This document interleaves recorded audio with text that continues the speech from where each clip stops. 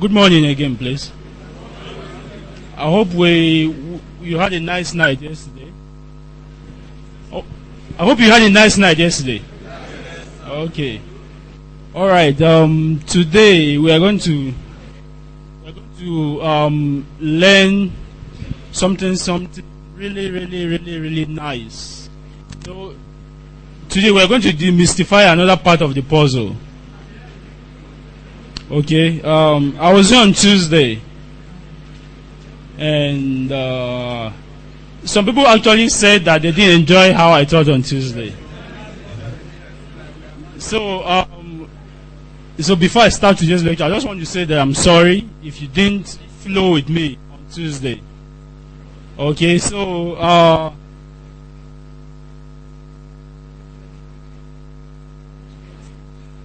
let me send somebody. Okay, so I hope today that we are going to get off in a good footing together. Okay, today is going to be great. This is my favorite topic, copywriting. Okay, so I just want you to pay attention, and I also want to say something. It's very important. Okay. Come on.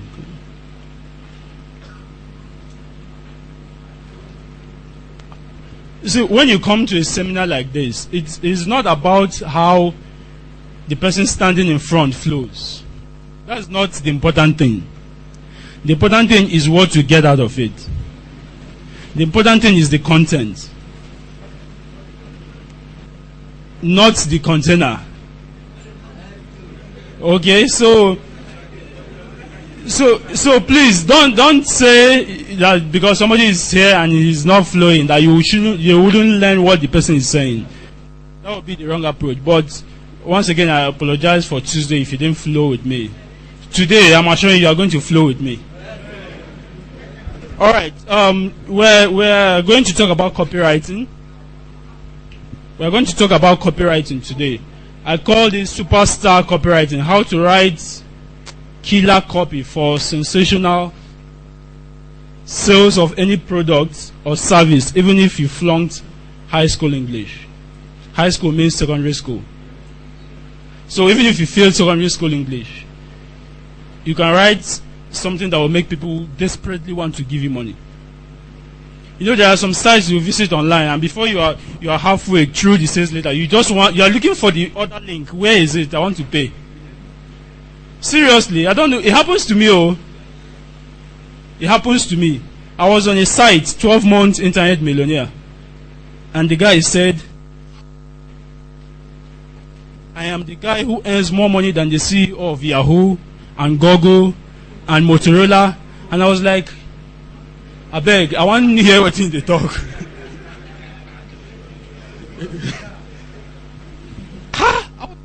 I mean, this guy earns more money than all these people. I want to know what he's talking about. I didn't even bother reading the whole thing. I just went and clicked pay. That was when I even saw the price, $297. I was like, I paid.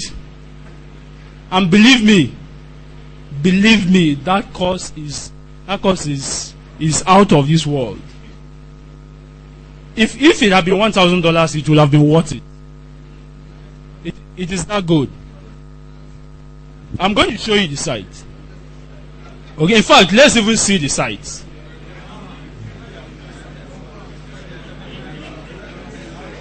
We are going to flow today, don't worry.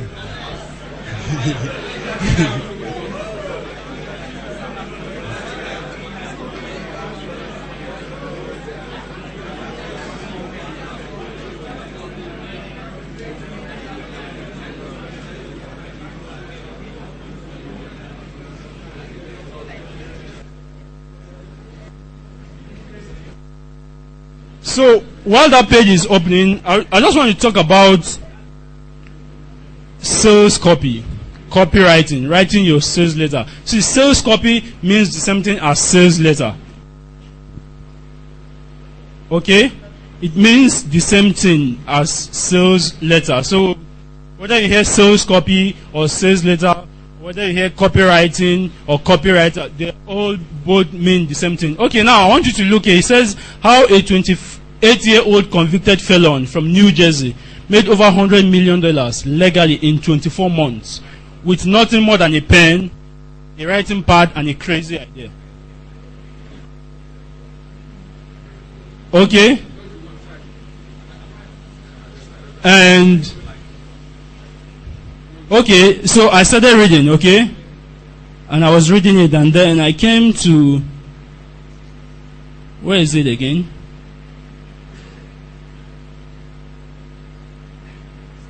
Oh, it's still opening. It's still opening, don't worry.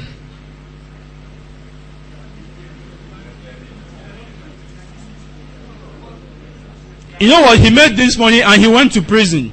I don't know how many of you want to listen to somebody who went to prison. But believe, you see, that's why whites are so good.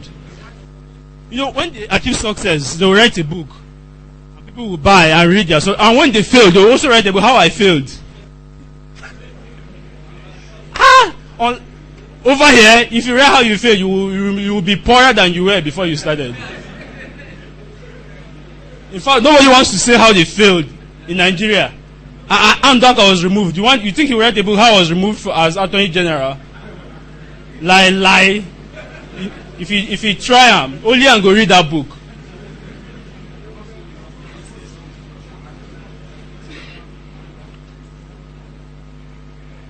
Oh, come on.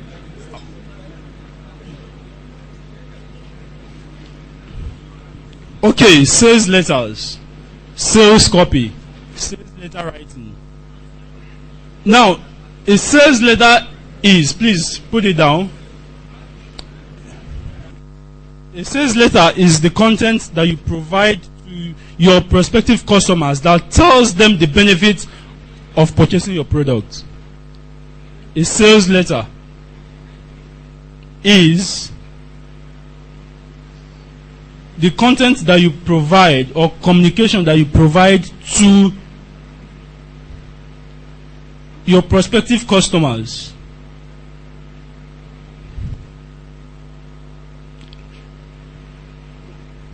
that shows them the benefit of buying your product or your service.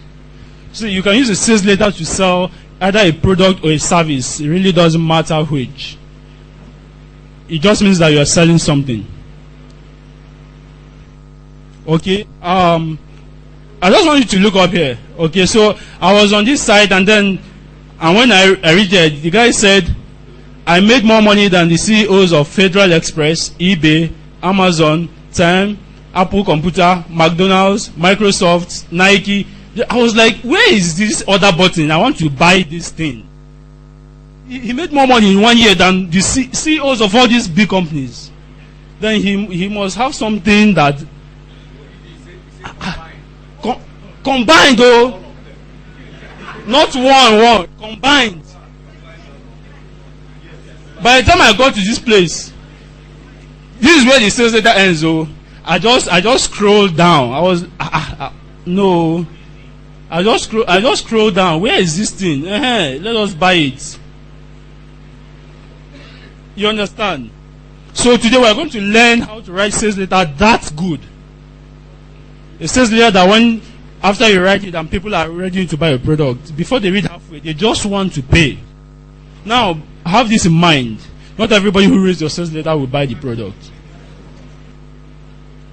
So, if I tell you that everybody who reads it will buy it, I'm a big liar. It doesn't happen like that. But if your sales letter is good, then a higher percentage, you have the chances to succeed much more than failing. And that is what we want. Now, before you write your sales letter, please, you need to make sure that your product is of top quality. Now, imagine this guy. Imagine the product was worthless, and I bought it for $297. Do you know what I would have done? I would have simply asked for a refund.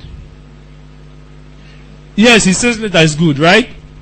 But if the product is not worth it, I would have simply asked him for a refund. Okay, so now before you write your sales letter, you need to be sure that your product is of top quality. Because if it is not of top quality, even though people will buy it, they are going to ask you for refunds immediately. Okay? They're going to ask you for refunds. And the worst thing that can happen to you as a marketer is after selling your products and you are rejoicing, you are preparing, you're already building castles in the air, preparing how, I'm going to go for holiday with my family in Egypt. And then 2 days later, all of them start asking for their money back. That's the worst thing that can happen. So, the product has to, so your sales letter writing actually starts from your product. Your product has to be of top quality. Okay? And now, the quality of your product should, the price you want to sell your product for should also determine the quality of the product. If you are selling something for 50,000, then you had better well be sure it is worth 50,000. Okay? If you sell something for 1,000, people might say, even if it's not good, this is not just 1,000. People might not, don't bother. Or if they pay much more than that, if they pay 10,000 and then you give them something that is useless, be sure that they will ask for their money back. Alright? Oh, sorry, the man has even increased his price now to $9.97. Okay.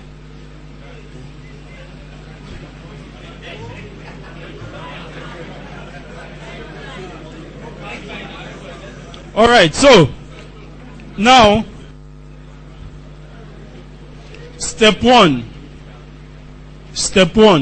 you want to write your sales letter. Before we started learning, before I learned to be a copywriter, before Akin or Fisai or whoever else does sales letter writing, before they learned how to do it, they learned it from somewhere, right? Definitely.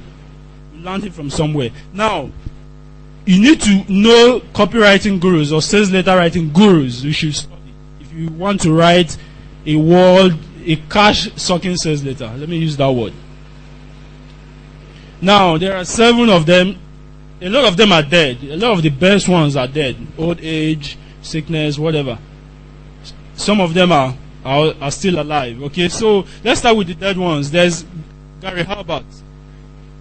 Gary Halbert, that's his name. So put it down. Gary Halbert. Gary. Gary Halbert. And then there's Eugene Schwartz. Eugene Schwartz. Schwartz is SCHWARTZ.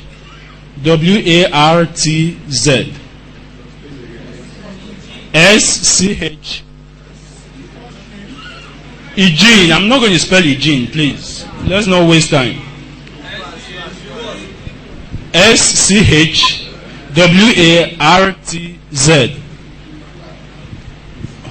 Okay. Number 3 is Robert Collier. Robert Collier. Collier is COLLIER. COLLIER. Okay. Number 4.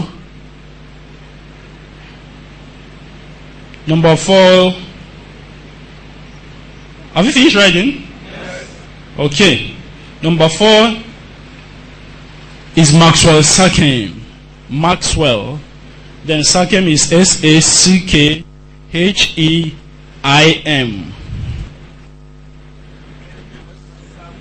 Sakem.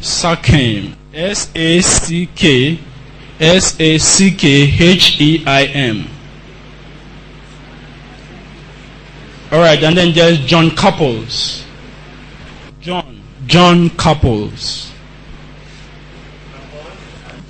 That's how many now? Couples, whatever. CAPLES. PLES. That's 5. Okay, there's Clyde Bedell.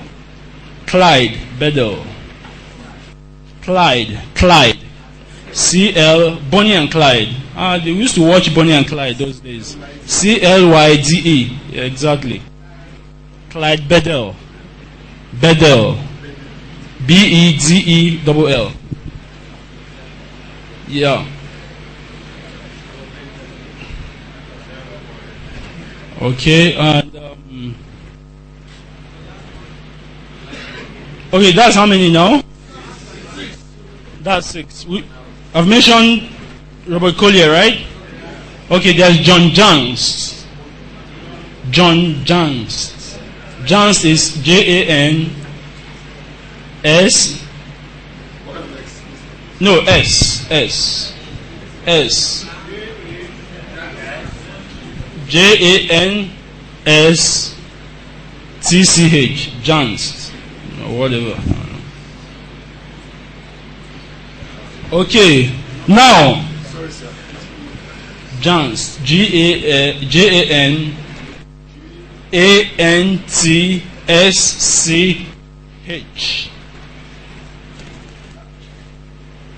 JANTSCH.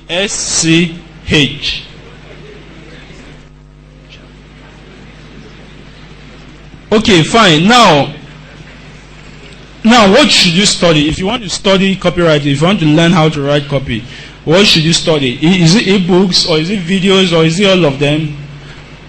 You should study everything you can. Everything you can about writing sales letters, you should study them. You study them. Today, I'm going to show you how to write sales letters in 1-2 hours. There's a method, and actually, it's a new method. Okay, but we'll still get to that. So you should study them, e-books or videos, whatever it is. I study all of them, videos, e-books. So don't discriminate. As long as it's copywriting, it's going to teach you how to, because the better you get at writing sales letters, the more money you can make. The better you get at writing them, the more money you can make. Okay, you are one sales letter away from ₦1 million. That's the truth. Just one sales letter can make you that. Alright, let's go on. Alright, step 2. Now, actually writing your sales letter. Now, number 1, if you want to write a sales letter, you should have an attention-grabbing headline. So we're going to go through the different types of headlines that you can use. Now, number 1 type of headline is, see, your headline should grab attention. The headline. I want you to read, let's read this again. How a 22-year-old convicted felon from New Jersey made over $100 million legally in 24 months. Does it grab your attention or not? Because if the headline does not grab your attention, you have lost that person. If you don't have a headline that grabs the attention of the person that is reading your sales letter, the person will not read further. If this place is boring, and he knows that the thing is as long as this, and from here to here is already boring, he'll be like, this one is boring. No need to read all this one now. So you have to grab their attention, because when you grab their attention, they are going to, keep reading. So there are different kinds of headlines. Now, the number 1 kind of headline is the how to, or it's called the how headline, HOY, how. So here they use the how headline, how to do something.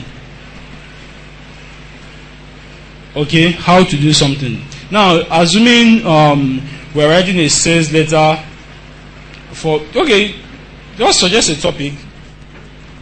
Anybody, suggest a topic. How to pass your exams. Okay, fine. Passing your exams. So we can say how. There is a friend of mine who wrote JAM 9 times and failed. And then the 10th time, he's a doctor now. Medical doctor now. He wrote JAM 10 times. He failed the first 9 times. And he passed the 10th one. He's a motivational speaker now, going all over the country, telling people, yes, that you can achieve success. I failed JAM 9 times, but today I'm a medical doctor. So Now let's assume he's writing how to pass your JAMB exams. You can now, his headline might be how I failed JAMB 9 times, and then using a secret technology passed it the 10th time and became a medical doctor. How? I don't know if you understand it. How he did it. How he did it. He failed it 9 times. But now he has used one method. And anybody who's writing JAMB, they don't even want to fail it once. How much more? 9 times. That guy is courageous. 9 times. I would have gone to either learn mechanic work. if I was the one. Because I know my dad would never have paid for me to write JAMB 10 times. That guy, Papa, try.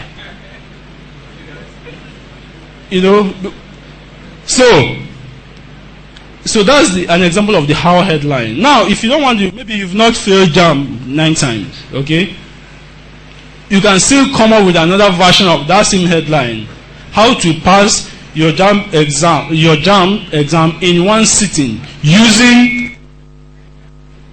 You understand it now? So there are various variations to that headline. How. Now, the second kind of headline is the fear-based headline. You base it on a fear. You base that headline on a fear that you know that your market experiences. You know what? People will react more to fear than to anything else. Seriously. If I tell you that now, if you leave ACDC today and you don't come and I will tell you something, before you get to Sele, you will die. Hey! You pursue me all over. What is it now? I want to know. Because I've put fear in your body. So, now, using the same JAMB exam, you can start your headline with, warning, you will fail JAMB unless you read this sales letter. Finish.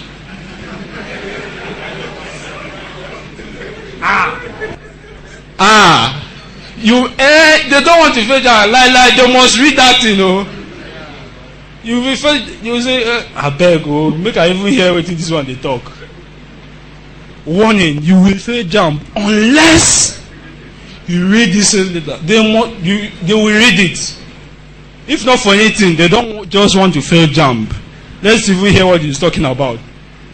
So you can base your headline on a fear. On a fear that your market is going to react to. Now, let's assume the product is not JAMB, okay? Let's assume another product, probably a divorce, a product on divorce, right? And then you are telling women, your husband is going to run after another woman unless you read this sales letter. They will read that sales letter. Because they don't want another woman near their husband. How much more their husband running away with the person? So you base your headline on a fear. On a fear. Okay, now, another kind of headline is the curiosity-based headline. Curiosity.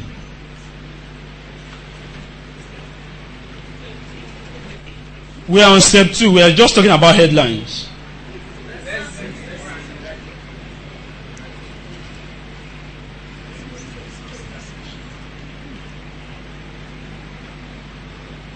We are still here, okay? Alright, so curiosity-based headlines. Curiosity-based headlines are just headlines that spark curiosity. They try to make you want to know more. They want to let you want to know more about the product so that you can read the sales letter. Okay, alright, if you took advantage of my offer, on Tuesday, the product is ready. Okay, so after this class, you are going to get it. Now, the offer was for the software, right? Interspire. Okay, now in this CD, because actually at the end of this class, I actually had another offer. Okay, I had an offer I wanted to make. But now that offer, if you paid for this CD, the same offer that I would have made today is already here in your CD. It's free of charge for you. All right. No,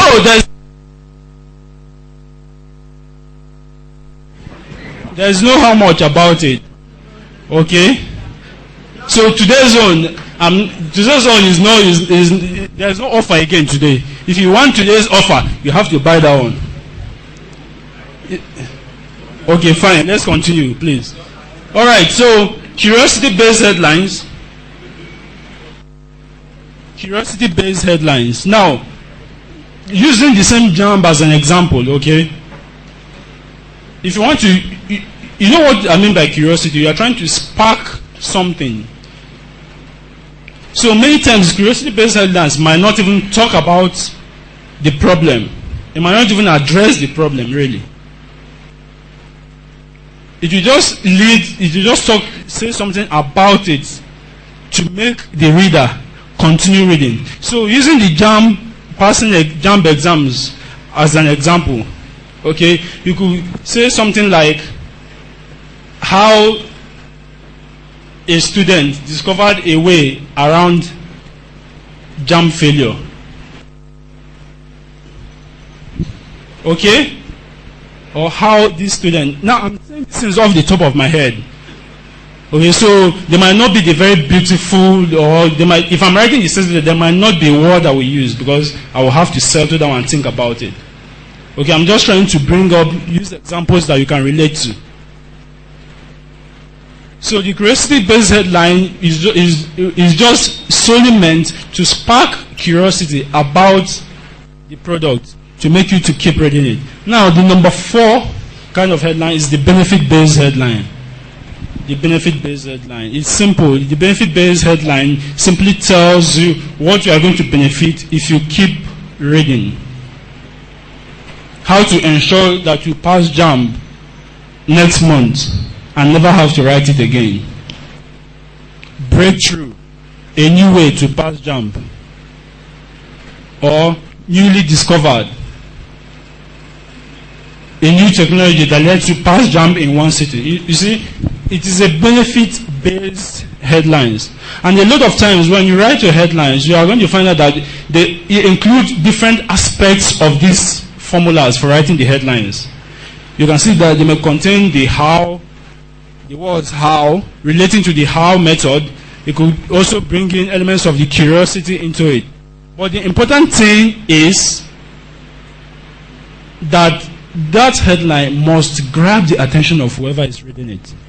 It must grab because if it doesn't grab the attention, you are going to lose them. And if you lose them, it is a lost sale. Alright, number 2. The subhead. Now let's look at that same sales letter again, Rebel Millionaire. Okay? Now this is the headline, right? This is the subhead. A subhead is just a sentence that you write that will still qualify the headline. A headline that you write that will qualify the headline. Now, I want you to bear this in mind. You mustn't write a subhead. It is not absolutely necessary. If your headline does the job, leave it at the headline. Okay? The subhead will provide more information about it, because some people immediately they read the headline because it sounds too crazy. They might want to disbelieve it immediately. You understand? How to pass JAMB in one sitting. The person will say, now today, I don't write them 3 times. Now today, you understand? Many headlines sometimes, they just make people become instantly skeptical. So the subheadline's job is to make them overcome that doubt. So the subheadline will break down what the headline actually said in simpler terms for them. So here we have Rebel Multimillionaire is now letting you keep his new manual. How I made 77 million in 2 years, and you can too for free. just to prove to you that he can tell you hard-nosed, realistic money-making secrets you will never learn from anyone else. So even if I didn't believe his 100 million, whatever, he's telling me now that I can keep it for free, just to prove to me that he's telling the truth about this one. Do you understand it now? So if you write your headline and you feel that people might be induced to disbelieve it, you add a subhead explaining more about that headline. Is that understood?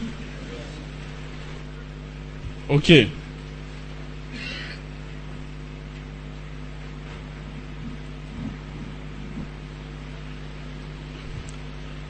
Now, the third part of the sales letter. After you've written your headline, you've written a subhead. The next part, very, very important, is your opening sentence. Your opening sentence. Because they are going to read your headline, and then they will read your subhead if you have a subhead. And the next thing they are going to read is your opening sentence. If your headline grabs their attention, and your opening sentence doesn't keep that attention, I don't know if you watch Nollywood movies, okay, and you know the movies, they start scrolling the names of the actors and whoever is involved in the movie, and then maybe the opening part is boring. You are going to instantly conclude that this film is not worth watching, is it not? Because the opening part is not compelling enough. But assuming maybe the opening part, one man is just sitting down there and shaking his leg and worrying. You'll be like, okay, let's know why he's worried. They are trying to keep your attention. They are trying to make you to keep watching it. So that's the job of your opening sentence.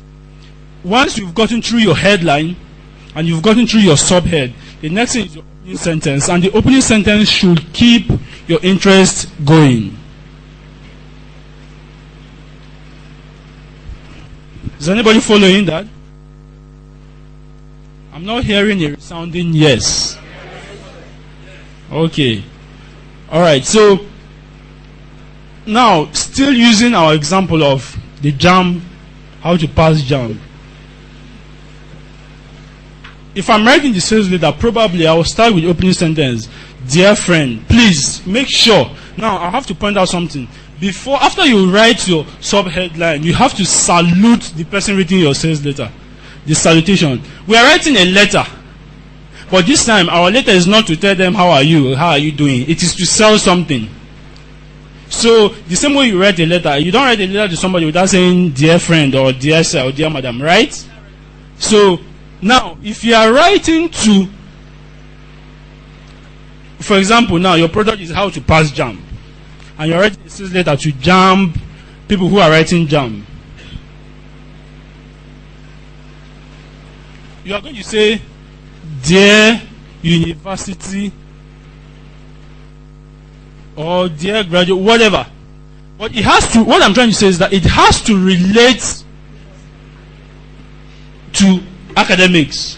It has to relate, okay, fine, dear students, fine. Or dear JAMB exam writer. Or dear JAMBites. That's good. Dear JAMBites.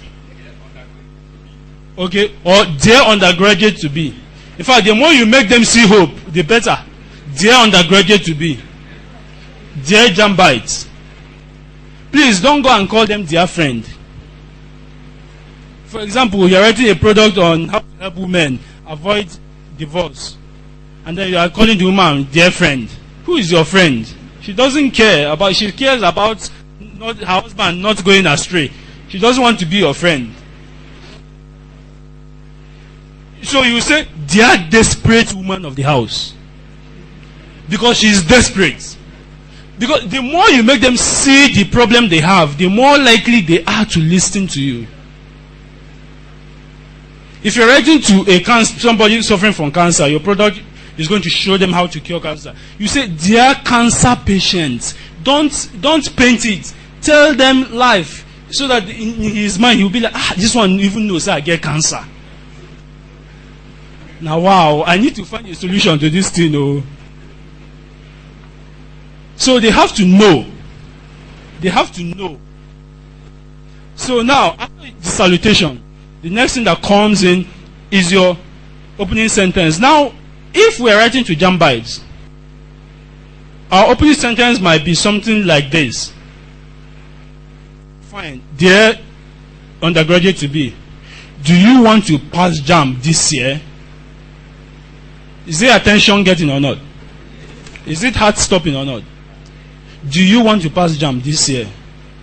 Of course, you already know the answer. And because when you are writing sales letters, you are dealing with human psychology. You are dealing with human psychology. The more you make them say yes to every question you ask in your sales letter, the more likely they will buy. Because as they are saying yes, they are believing in their mind that you have the solution to their problem. Okay, do you want to pass JAMB this year? Or if you don't want to use that, you say, how many times have you written JAMB and failed? How many times have you written JAMB and failed? Or if you don't even want to talk about JAMB, you can ask them, are you tired of sitting at home? I don't know if you get it. You have to use an opening sentence that relates to their problem. It relates to them.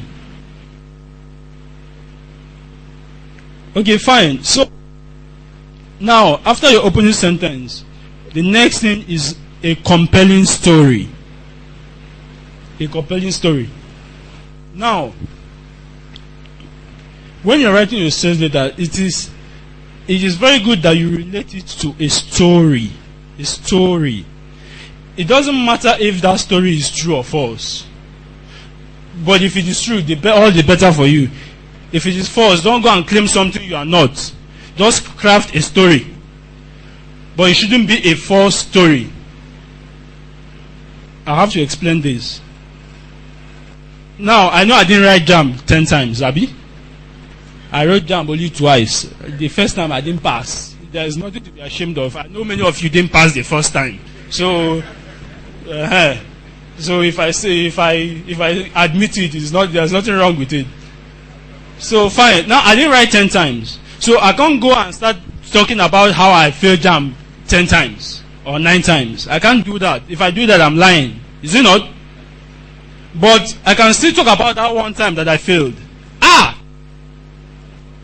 I failed, I wrote JAMB and I failed.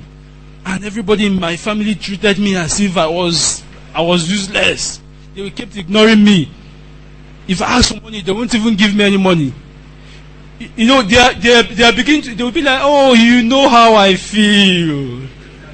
You know, in their mind, whoever is reading it, because most likely the person is facing the same challenges that you faced. Okay, and now assuming I didn't even fail JAMB, I just wrote it once. Guess the story I'm going to tell there. How beautiful it was that I wrote JAMB only once, and I got into school immediately, and school was so exciting. There is always a way to find a story to write about your product. So don't go write something that is false, please, because when it's time to explain it, it will be hard to explain. Oh.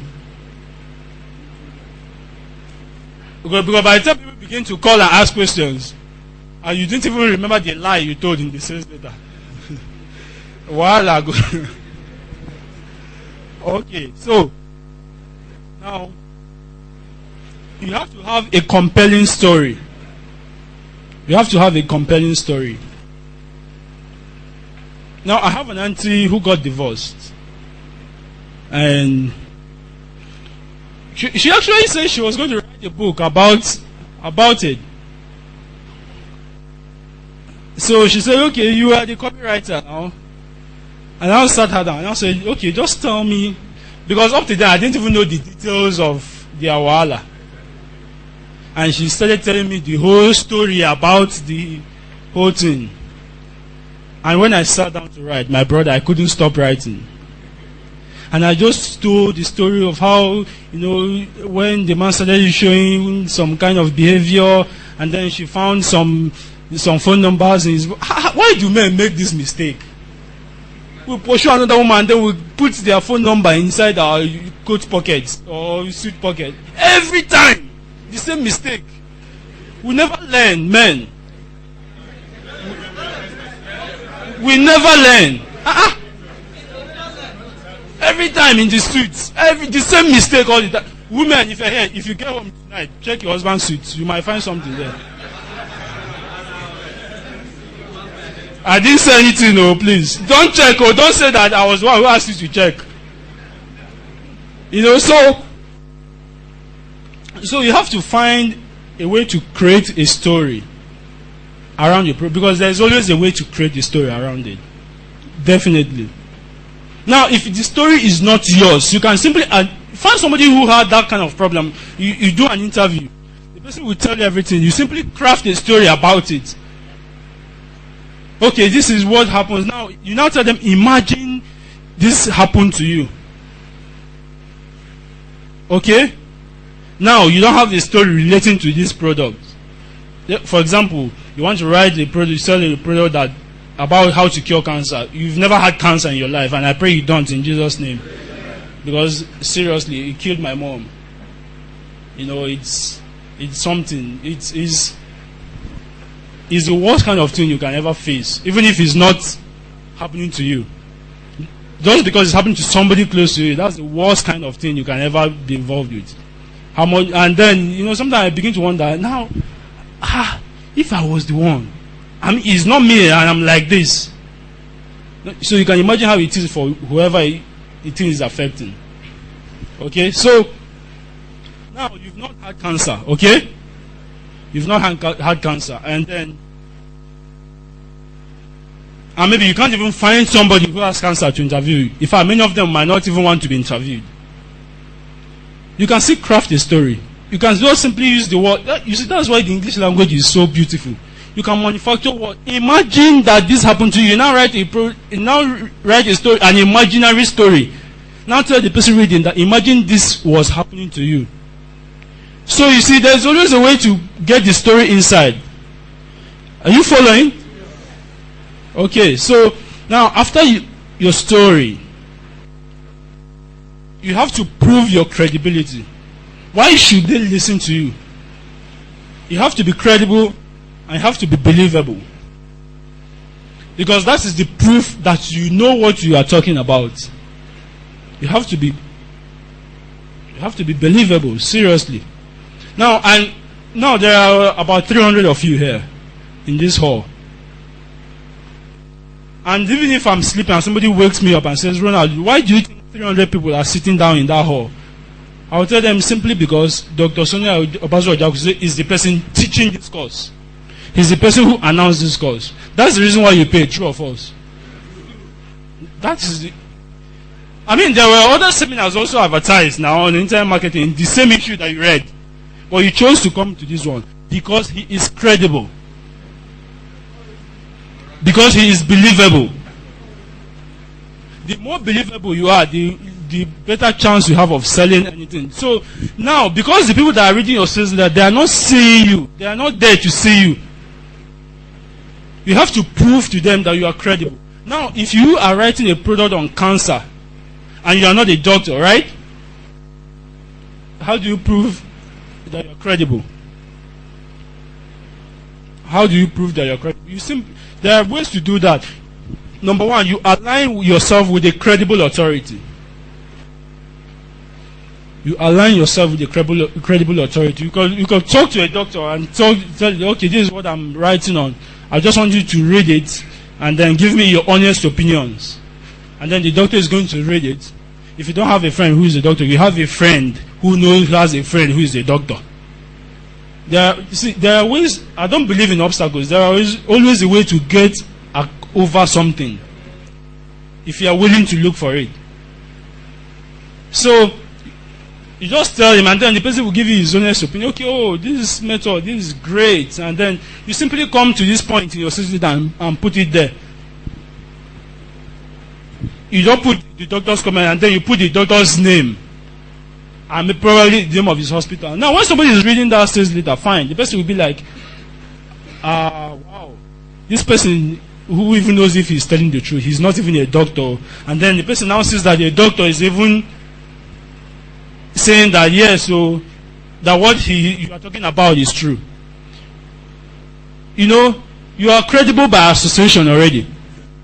You're already credible by associating yourself with a doctor. Now, another way to be credible, to bring in the credibility, is to get testimonials from people who have used your product. Testimonials from people who have used your product before.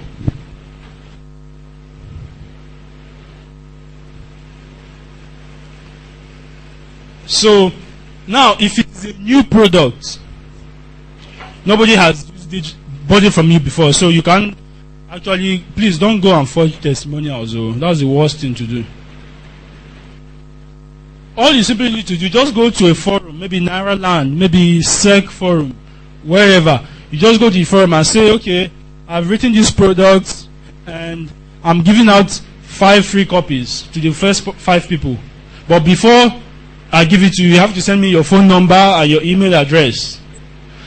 So the first five people who send it to you, you send them a copy. And then you'll be on their neck, read this thing and tell me what you think.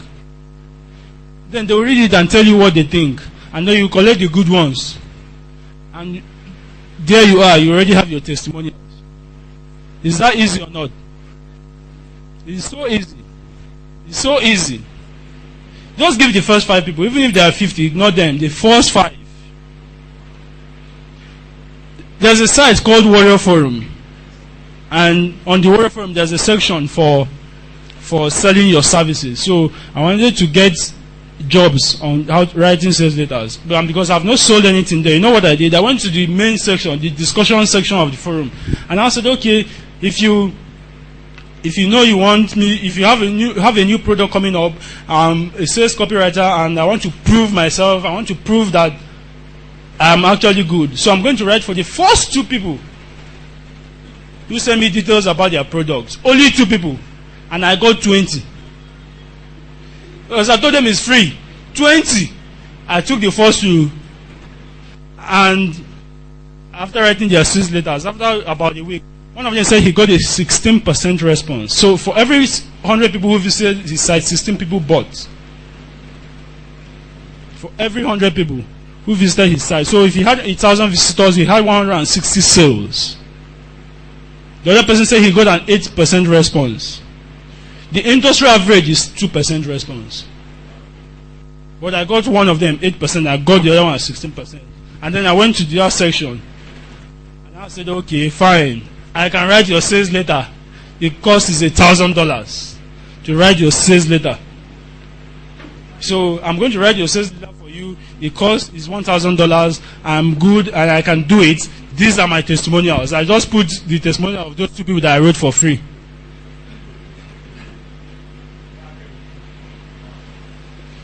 I did that last week. I've gotten the 2 jobs for $1,000. Yes. So this thing is easy. It's not, there's no science about it. Okay? Alright, so now, number 6, benefits. The benefits. Now, nobody is going to buy anything from you if they don't see the value in it. Right or wrong?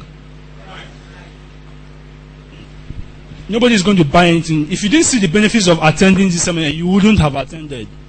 Doesn't matter who is hosting it. Right?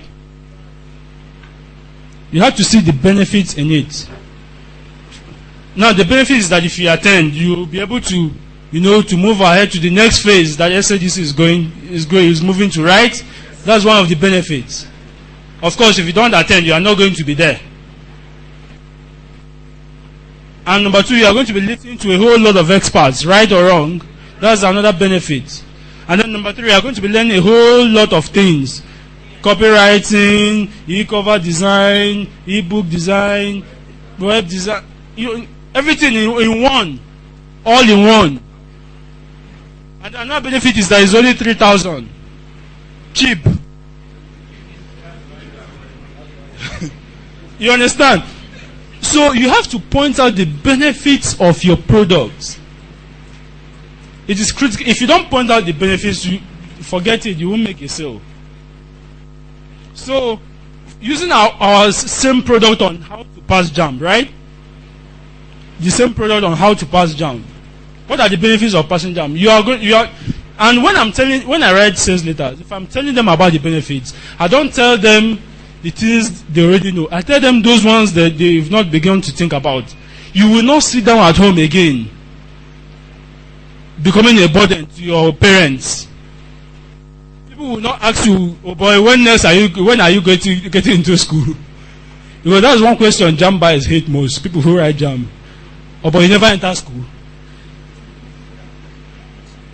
Are you not in school yet? And some people, they are annoying. They know you're not in school yet, though, but they will just ask you that question.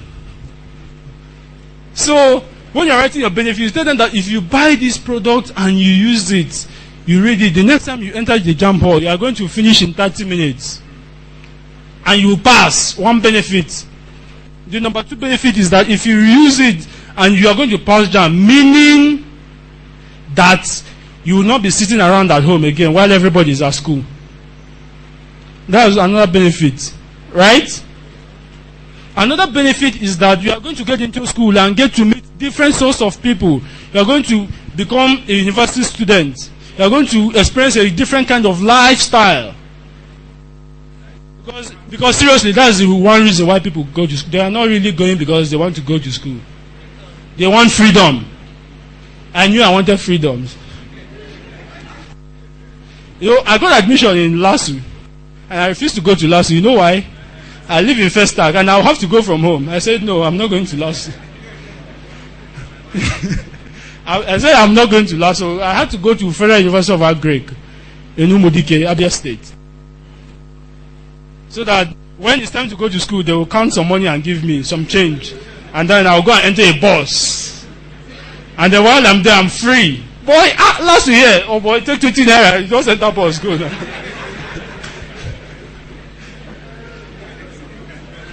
Oh my God. The things children do. Now that I understand things. Some foolish things I did those days. I should have gone to last year now. I should have gone to, and when I was in school, sometimes I won't have money and I'll be so hungry. I'll be like, if they say I did last year, I know they're hungry.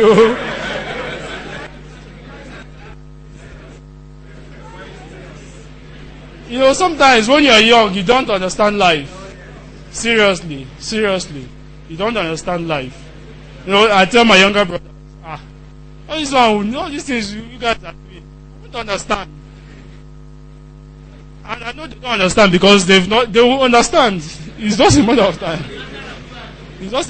They will understand. Okay, so you have to talk about the benefits, and then when you have talked about the benefits, you now introduce. You see, up to this point, we've not talked about our product yet. I don't know if you follow it. We've not talked about the product up to this point. Because we are setting them up for the product. It's a setup. They don't know it's a setup. We're playing mind tricks. We're already giving them a headline and giving them a subhead. And then we'll ask them questions. And then we tell them one beautiful story. Oh, God. And they are just believing in us too much. And then we'll now tell them, okay, this is the product. You understand? So it's a setup. Soft landing, exactly. So it is a setup. We are setting them up for something. Alright, so you now introduce the product as a solution to that problem. Now, I forgot to mention something about benefits. When you are writing a benefit, the benefit should either be something they are going to gain. The benefit is moving them towards a desired end. That's a gain. Or a fear that moves them away from something. That's how you should word your benefit. Please don't write features. If I want to sell this laptop to you, okay, because it's a technical product, right? I know you are going to want to know how many gigabytes it is. But the truth, in your heart of hearts, your problem is not the how many gigabytes. How long will it last? That is your problem. I don't know if you get it. That is the important thing to you. After you have finished asking about how many gigabytes, and I tell you it's 320. What kind of processor? I tell you it's Intel. After all the long story, you now tell, I hope this is not second hand though. I hope it will last. That's the time. That's when you are really saying your problem. It's not about the gigabytes. Okay, so the benefit should relate to something that moves them towards again or away from something they don't like. So if you are talking about cancer now, and you want to relate to them benefits about your cancer cure products, for example. If I'm writing benefits, I'm going to be writing something that is moving them away from the pain of cancer. Okay, if you use this product, you are going to be cured in 14 days. If you keep on using it for another 1 month, you are not going to have a remission. Because that's the worst thing about cancer anyway. Having a remission. You think you are cured, and after 1 month, the thing starts all over again. May nobody in your family or you ever have cancer, or in Jesus' name. Serious thing. Serious thing. Okay, so you introduce your product as a solution, and then testimonials. You now bring in your testimonials. I already talked about how to get the testimonials, right? So after your testimonials, you now make an offer. Doctor told you about a one-time offer today. On Tuesday, I made you a one-time offer. So you make an offer. Now your offer is based on two things: your price and bonuses. Your price and your bonuses. That's what revolves around your offer. So you now tell them, okay, fine. To enjoy all these benefits, this is the product that will help you get it. So how much am I even selling this product for? How much is this product? I will now tell them, let's not even talk about the price. We are setting them up. Let's even now. Are you going to keep on living with cancer, or I will say, are you willing to keep on failing JAMB when you know there's a solution to it? For just 3,500, you see, I've mentioned the price. So you can have you can have the solution to your JAMB problems right away.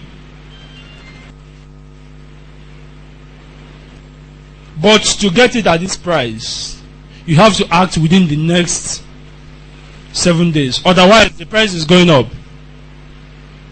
And please, when you use that kind of condition, please make sure you meet it.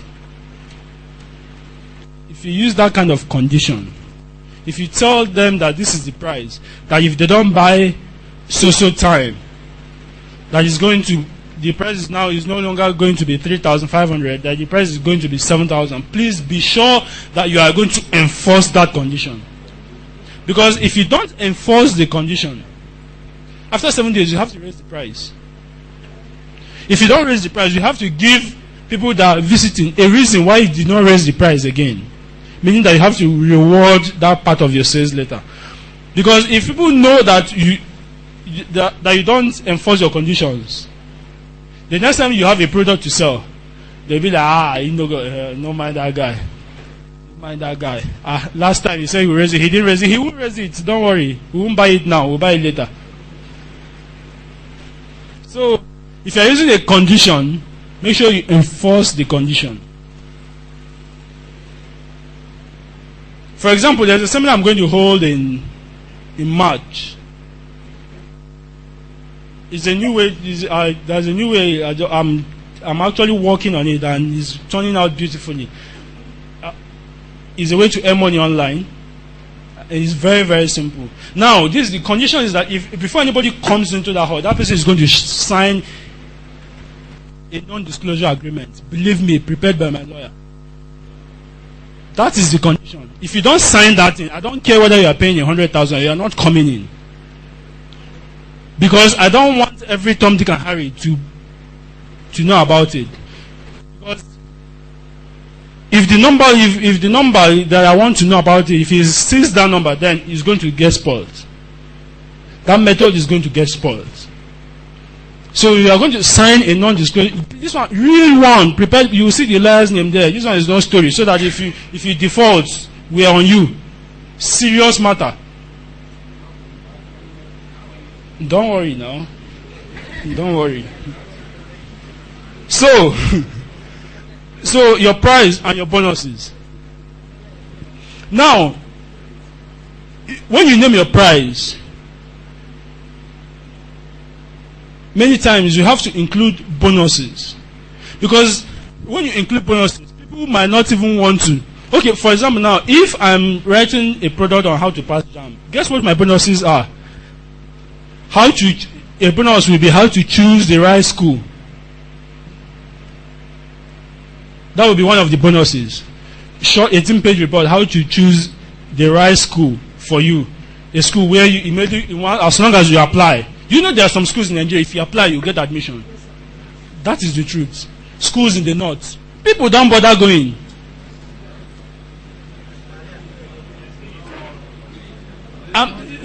I'm not, of course, not all, not Unijust now. Unijust is University of Maiduguri, what is it called again? Sokoto, Mina. If you apply, you get admission. No story. No story. And nothing will happen. With Sharia, nothing will happen.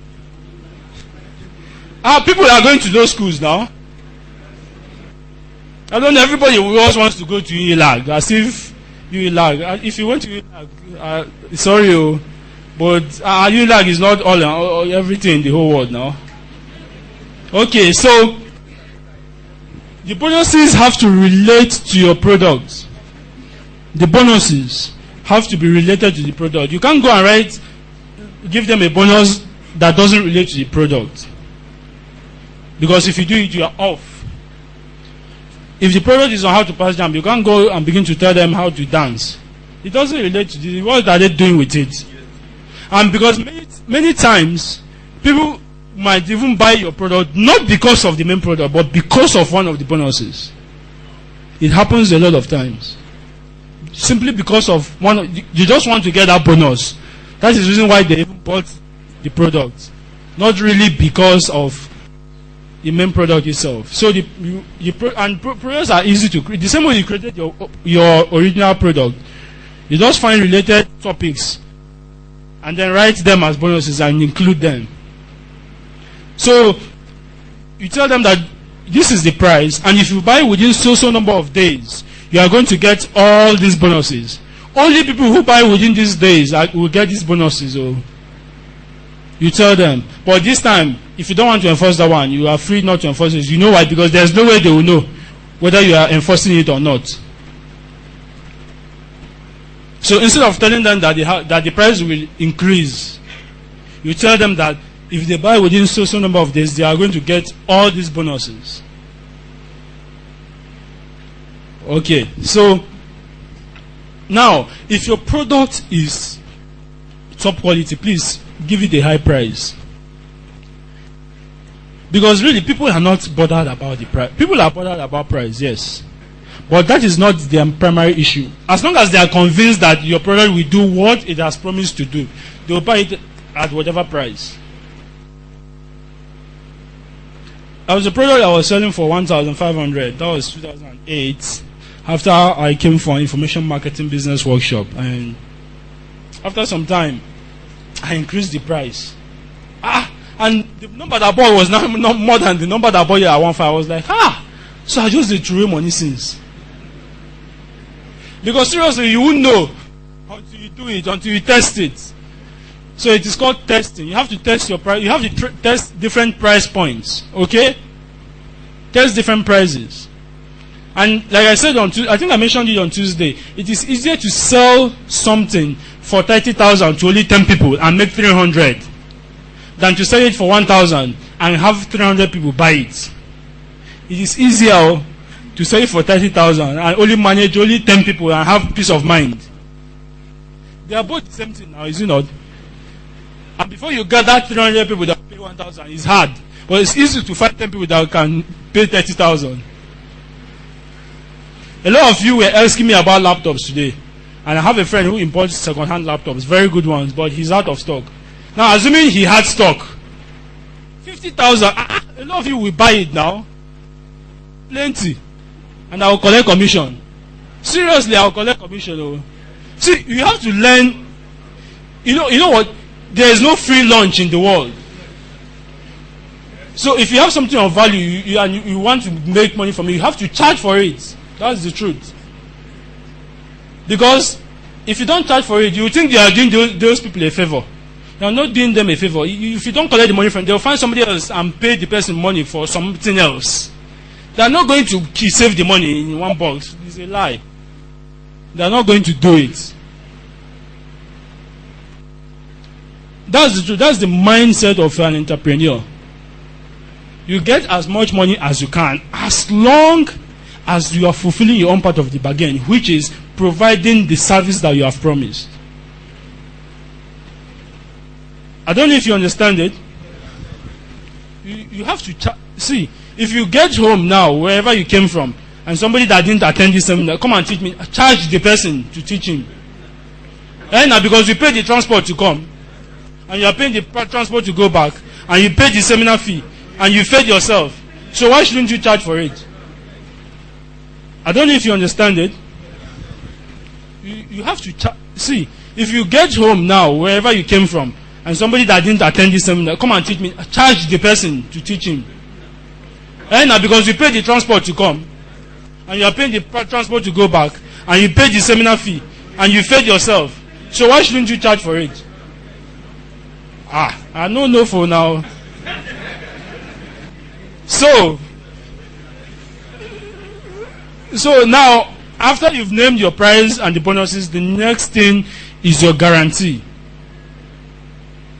The guarantee, now, of course, you know that you cannot advertise in Success Digest if you don't have a guarantee on your product, a money-back guarantee, right? Okay, fine. Now, a lot of people hate guarantees. A lot of marketers, and I don't know why. I love guarantees. You know why? They help me sell more. Guarantees will quash any other doubt that is left.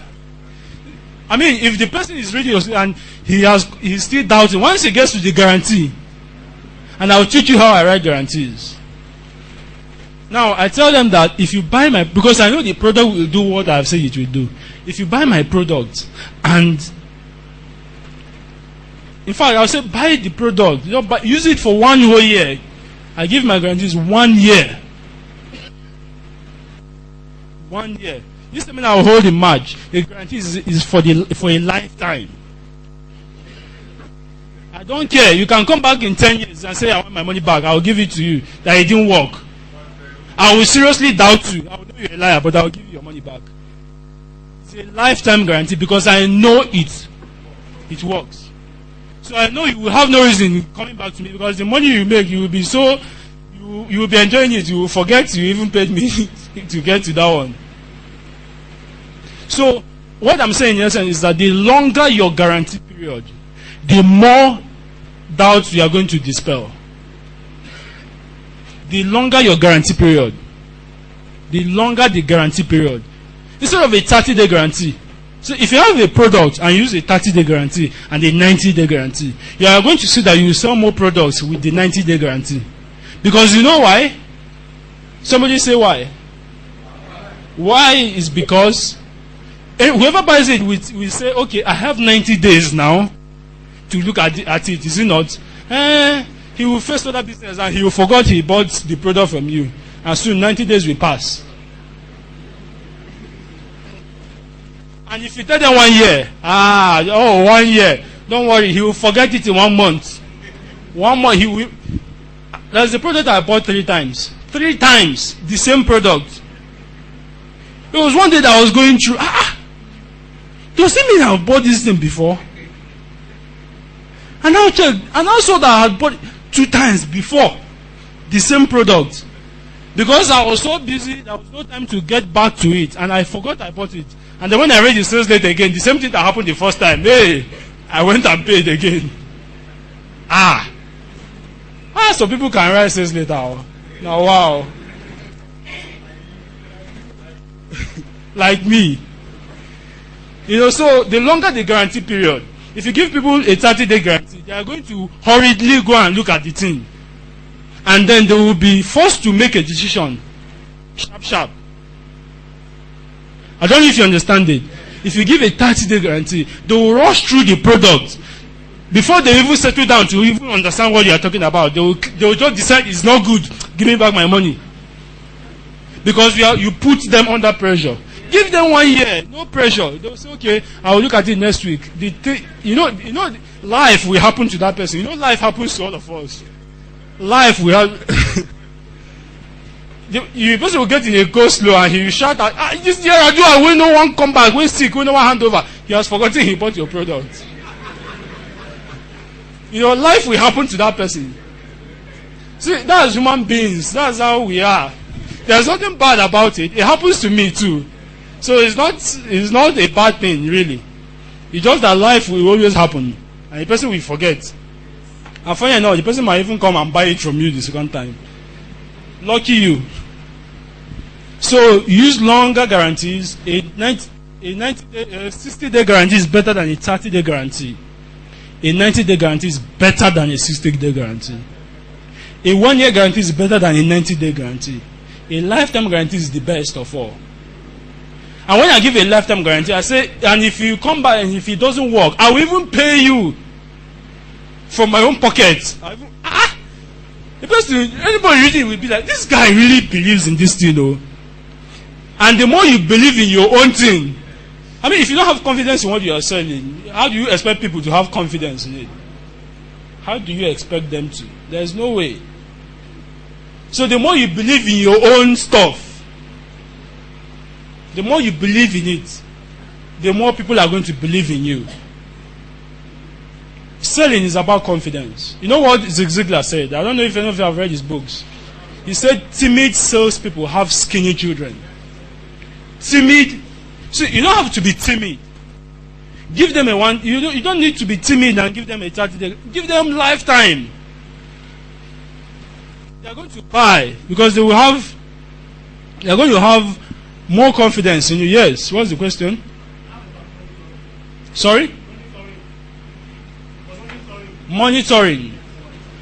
Okay, now, one thing you should understand is that there will always be crooks in the world, and you can't avoid all of them. Ever since I started marketing online, I've only had 2 people ask for guarantees, and immediately they asked for it, I gave it back to them the same day. The same day. Just 2 out of the many hundreds that I've bought. In fact, one of them, that one was so funny. He bought the product and the same day, 1 year guarantee, the same day, I've looked at that thing, I don't like it, I want the money back. I knew he was lying. I said, just text me your account number, your bank. The same day I went and paid it back. I called him, have you gotten your money? He said, yes, I've gotten the alert. I said, thank you for doing business with us. I hope next time you buy from us. And guess what? The 3rd day, the guy said, Mr. Ronald, that your book, there is something I need you to explain. Explain, Ke. Some people, So there's no way you are going to monitor nothing. But of course, when you are giving your guarantees, there are some guarantees that I place. There's some guarantees that I place conditions on. I don't know if you understand it. For example, if I'm selling a private label rights material to you that I know that I did not create, I bought the PLR from somewhere, I will tell you this thing is PLR. If you have any problem with it, it doesn't concern me. Because I know I'm not the one who created it. So if you are buying it on the basis that it is PLR material. So that tomorrow you don't come and tell me nonsense. I won't listen to you. Because you knew beforehand. It was your choice to invest in it. I don't know if you understand it. But by and large, there is no way you can really monitor these things. Crooks will be crooks. It's as simple as that. And really, you don't need those people. You don't need their money. You don't need such people doing business with you. So even if you pay them back, it's like they never even bought from you in the first place. So they are gone. And then you notice those people so that you don't even bother selling to them again, unless you know that the problem was your problem. If your product is bad, you can't blame anybody for asking you for their money back. Can you? You can't, really. So, now, after your guarantee,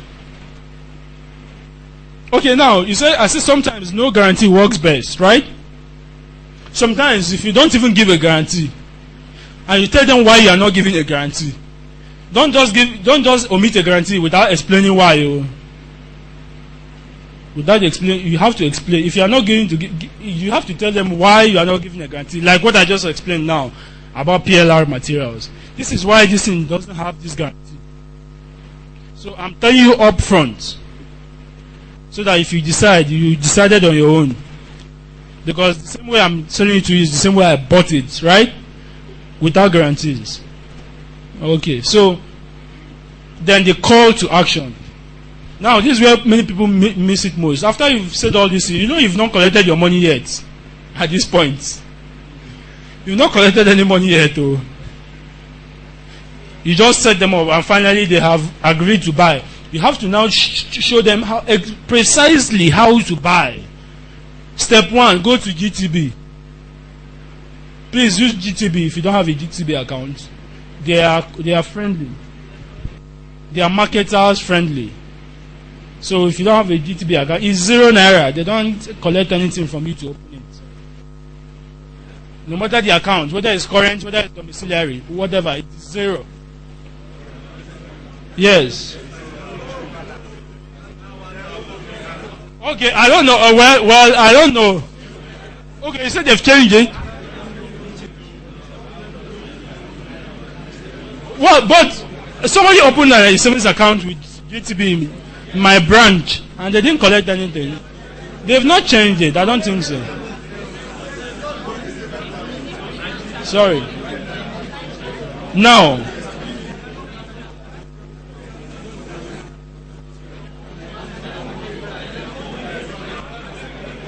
okay, hold on. Please, can we have some quiet, please? Please. So you said I went to actually open.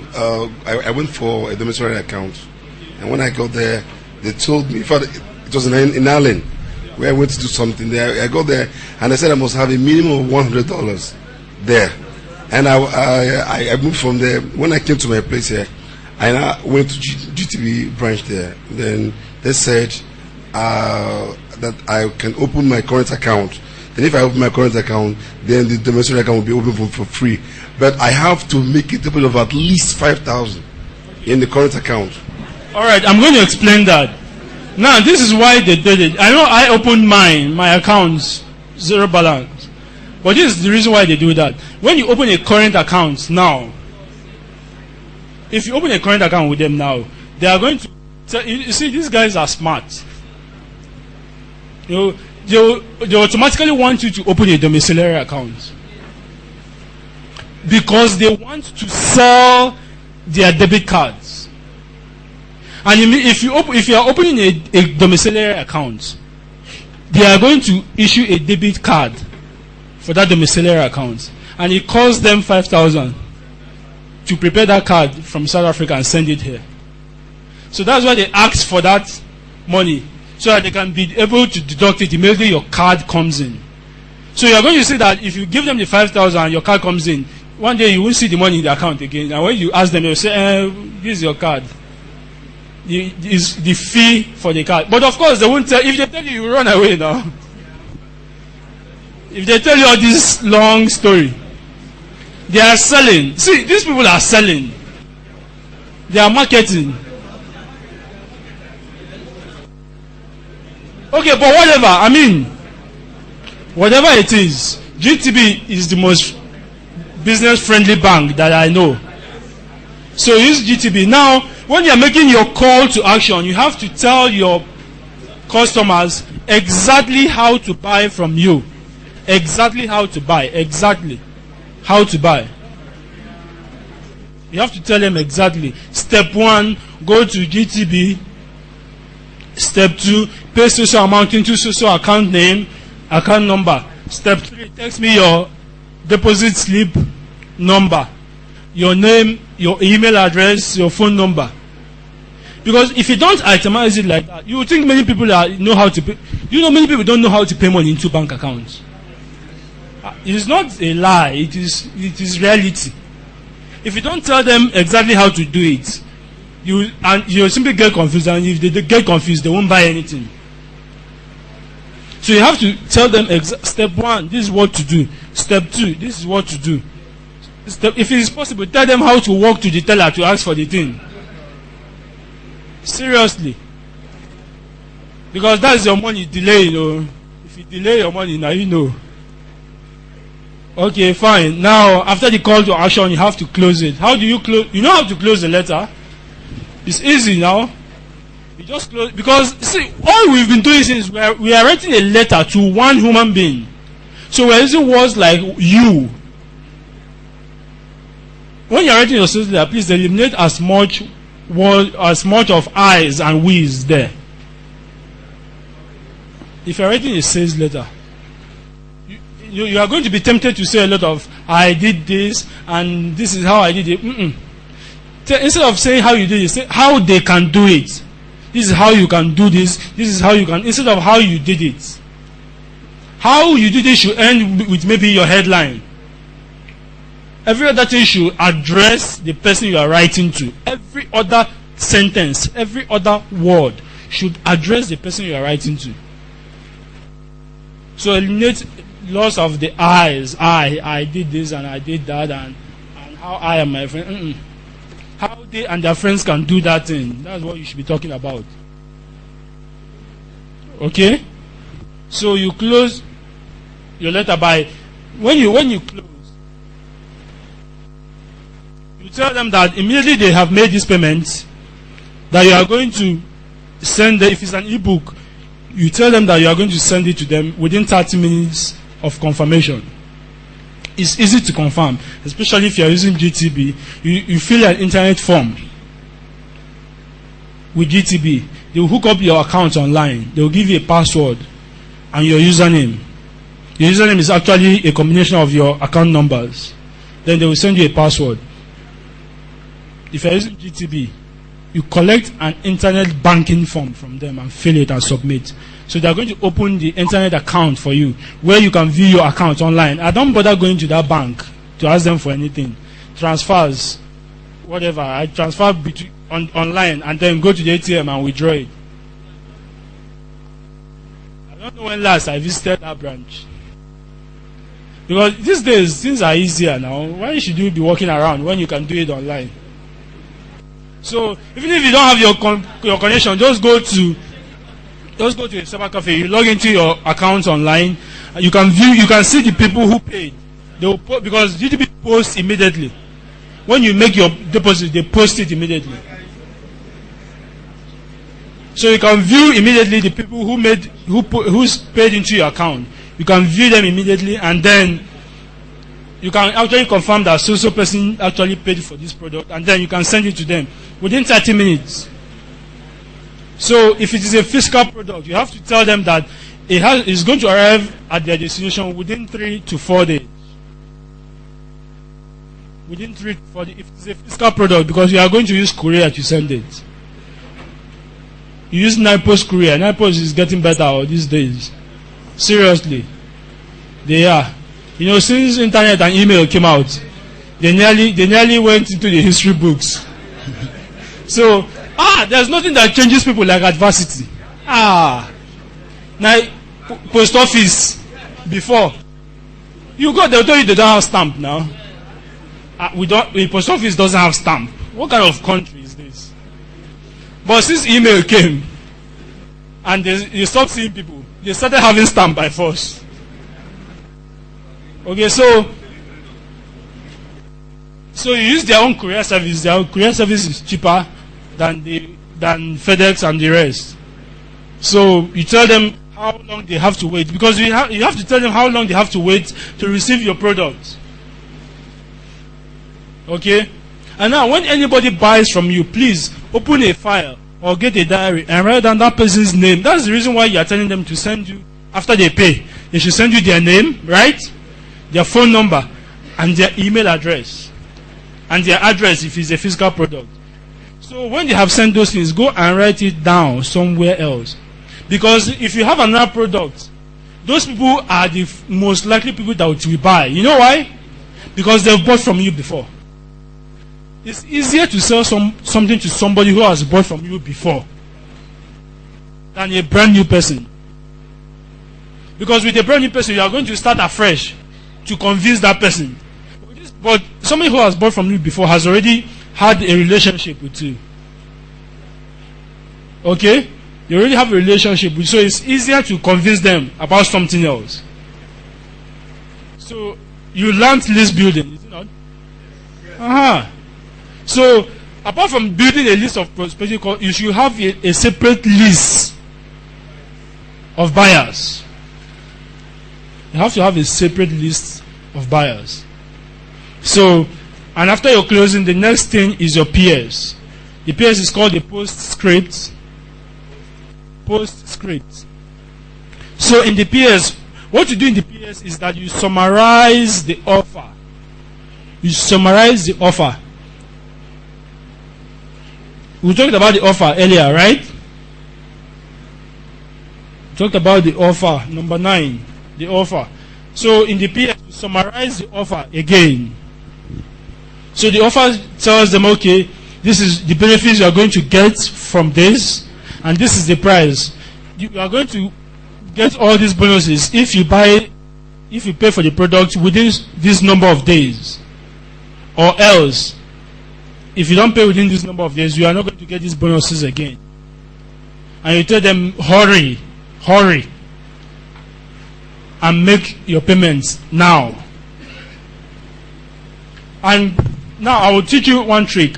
In my sales letters, you will never see go and make payments, because I know that people hate making payments. Nobody likes paying for something. That's human beings. It's not a bad thing. I tell them your investments. Your investment in, this is how to make your investment. I don't tell them this is how to make your payments. I call it an investment so that they will value it more. But it's all the same thing now, is it not? Here is how to make your investment. Step 1, go to GTB. Step 2, do this. Step 2, do that. Step 3. You know? I don't call it payments. I don't call it deposits. Investments. So use that word. Because if people are reading the word deposits, they will feel they are losing something. I don't want them to feel they are losing something. What I'm doing is that I'm making sure that there is no reason why they shouldn't pay for the product or the service.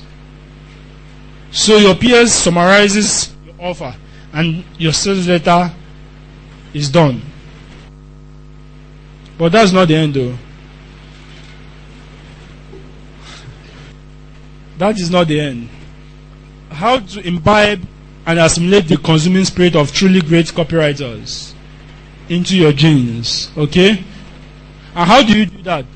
Now, if you want to write sales letters well, an easy way to do it is to find successful sales letters. Successful sales letters. And copy it out by hand. It is work, but it is work that we pay. So, because if you find sales letters that are written, we forgot something. But don't worry, we'll get back to it. Or let's get back to it. I gave you names, right? Earlier, I didn't give you the names of the very good copywriters that are still alive now. That's what I'm saying now. I didn't. I gave you the guys that are gone. So let's talk about the guys that are still around. John Carlton is one. John Carlton. John Carlton.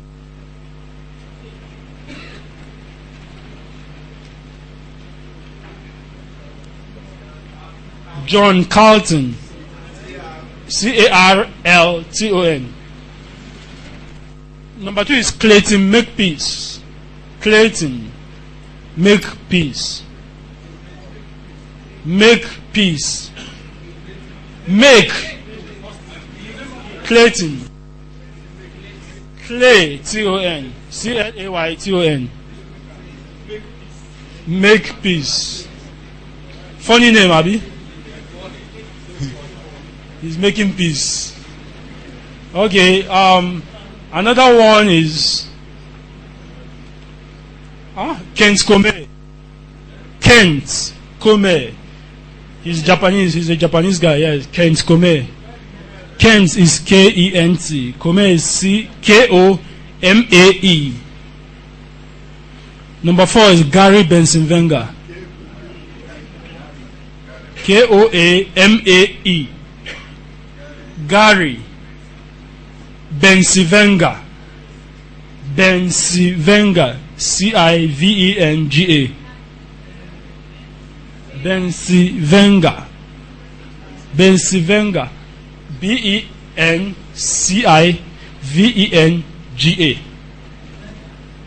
Yeah, Bencivenga. We're wasting time. Oh. Bencivenga. Number 4 is Lawrence Bernstein. Oh, number 5. 5 is Lawrence Bernstein. There are more than 7 anyway. Lawrence Bernstein.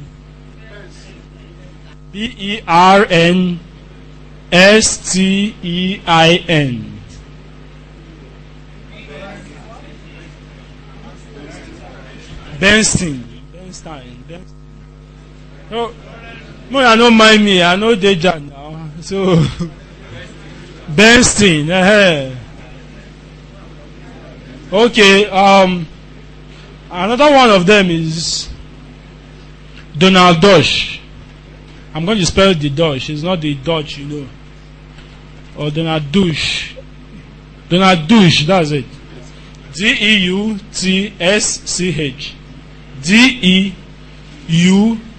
Deutsch. Donald Dush. Or Dush, whatever.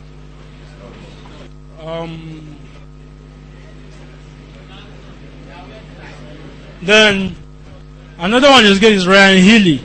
Ryan Healy. Ryan, Ryan. Healy is Healy. That's Healy. Healy.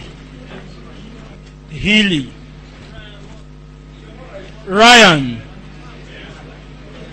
Ryan Healy. The last one is Ronald Nzimora.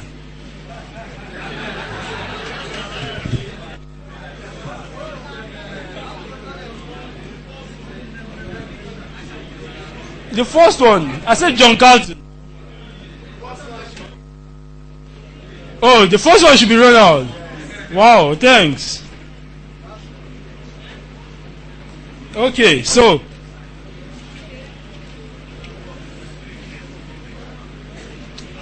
you find, see, all you need to do is just go to Google, just type sales letter plus, use that plus sign, just type sales letter plus, you put the name of the copywriter, go to Google. If you want to find their sales letters, samples of sales letters that they've written, just type sales letter plus, you put the name of the copywriter. It's going to give you, are going to get links to the sample sales letters that they've written for either for their own products or for their clients, and you write them out by hand. Plus the name of the copywriter.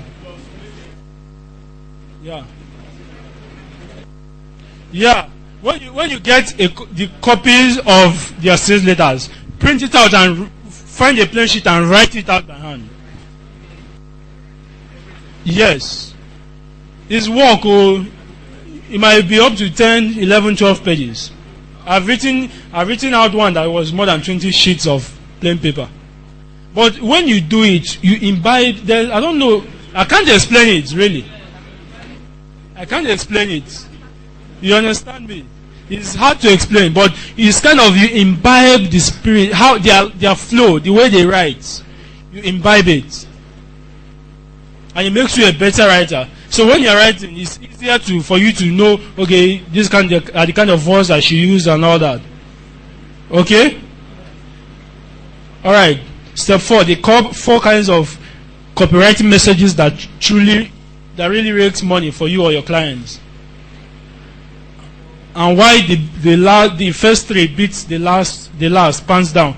Okay, fine. Number 1, fear-based selling. Fear-based selling. When you write your sales letter, you make the person that's reading very, very afraid.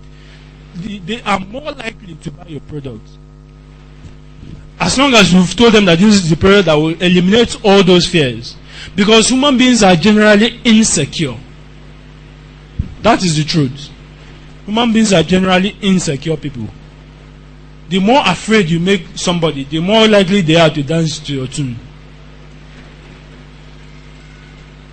If you go to a village where one rich man is the all and all, you know, his word is law, he's able to keep that power simply because nobody has ever stood up to him. The moment one young boy makes more money than him and stands up to him, his power fizzles out immediately. Because he knows he can't compete. There's no way he can compete. You understand it? Now, the other kind of copywriting is the confrontational of vulgar. I'm going to show you a site. I love this guy. He's called The Rich Jack. He's called The Rich Jack. If you read his sales letter, he will insult you from the beginning to the end, but you buy the product. You think it's a lie? Let's go to his sales letter.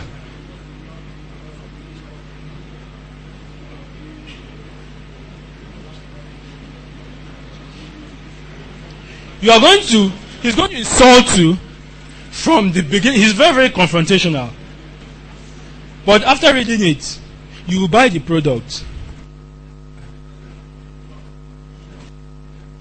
He doesn't even tell you his name. In fact, he tells you that he's too busy to bother with your kind. Oh yeah? Don't waste my time. Let's get something straight. I'm a jerk. I'm obnoxious and I'm lazy. But I don't care because I'm filthy rich. I'm much too important to even be sitting here writing this right now. So I will keep it short.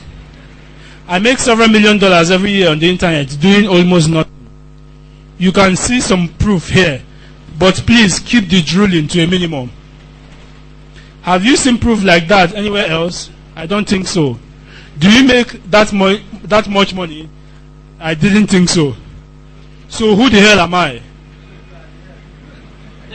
I am the guy you see driving down the street in a Ferrari with the top down, and you think to yourself, what an asshole. And you know what? You are right. But so what? Do you really think I value your opinion? Oh my God. This guy is something else. Very, very interesting. He will force you to keep reading it. You guys say, do you really think I value your opinion? I'm a rich jerk. And so I can't scare less. I cut through the bullshit. If you find me too offensive, obnoxious, or whatever, feel free to leave my website at any time. Oh my God, I'm going to copy this style one of these days. This guy is something. I read his sales letter and I got to him and I was like, this guy, I will buy this product. Okay, he said, I'm not here to make friends. I'm here to show you exactly how I make millions. So I don't want to be your friend though. So don't begin to think I like you. Are you one of the losers? We both know you want to be rich like me. Otherwise you wouldn't be here. Oh God. And since you found my website, I'm very sure you already know that there are thousands of get-rich-quick programs out there. You have probably even bought some of them yourself. Well, are you impressed with them? I'm not. Not even close. These losers make a few grand a month selling some lame book to a sap like you. Big deal. I make millions and my income is so automatic it will make you sick. I don't know about you, but I'm lazy. Okay, no, he says these people are not trying to help you. They have no secrets. It's the same information over and over again. Now, haven't you noticed it? I don't know about you, but I buy a lot of products. So, and 90% of them contain the same thing. I mean, somebody should just sit down and find out something new, for God's sake, and tell us something else. Instead of, even our people here are doing it. The thing makes me tired, Jerry. That's why I don't, if you go outside, you might not see my products. So I don't believe in everybody will publish a book. I'm not saying it's bad. Please, I hope to publish a book someday. But it has to be the right book. Not any kind of book. Not I'll publish a book because if a Miriam publish her own. You know, so he said they repackage it differently. By new authors every year. These guys send you books and binders with over 1,000 pages. They send you DVDs and audio tapes with another 10 hours of material to review. Screw that. I don't know about you, but I'm lazy. That's why I give you simple instructions without all of the bullshit. I tell you, here's exactly how to make money. Step 1, step 2, etc. And that's it. The mere thought of reading thousands of pages of marketing mumbo jumbo turns my stomach. It is simple. Online. To make money, you need a website. I will give you a free one. I don't need to give you a 300-page ebook to explain that. Next, you need to get people to visit your website. I will show you exactly how to do this in less than 2 minutes. I don't need to give you a 4-hour DVD to explain this stuff. Next, you need to get to the people who visit your website to do stuff that earns you cash. I explained this to you in about 47 seconds. Are you getting the point? I will not waste your time. I will make you money. And unlike these idiots selling their latest money-making programs, I'm not even going to tell you my name because I don't crave attention like they do. Those guys dream of doing seminars. This guy is mad. Appearances, interviews, I don't do any of that crap. They want to be famous to make money. To make mommy and daddy proud. Or so that the people who beat them up in high school will be jealous. Who cares? I don't want to be famous. I'm a rich jack making money in my sleep. And I like it that way. Okay, fine. Let's not. You can go to therichjack.com and read this thing. See, it's a lesson in copywriting. The guy is too good.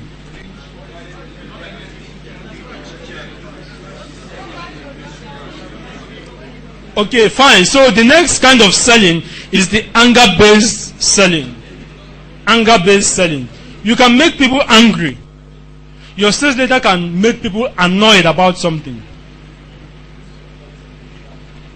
I wrote a sales letter for a client, but he never used it. And that's the most stupid client I've ever written a sales letter for. I won't tell you who the person is. Seriously, he paid me for it, and believe me, the guy is stupid. I'm saying it. Because had it been he only used that thing, only God knows how much he will have made. You know when the stock market was booming? Stock market was booming. I wrote a sales letter. I wish I had to sell that product. When the stock market was booming and everybody was interested in the stock market, I did a sales letter and I found out that a lot of people were being told lies about the stock market. Many of the people that were teaching you, telling you how to invest in the stock market, they had not even made any money in the stock market. And they were claiming to be stockbrokers. Fine, they were stockbrokers. You know, the worst person that can give you advice about investment is your stockbroker. They don't know nothing. Believe it. But because they have that name, stockbroker, and they wear suits, you think they know something. They don't know anything. A stockbroker who cannot show you his own account and how much he has made, that person is a liar. So I did this product and it was based on anger.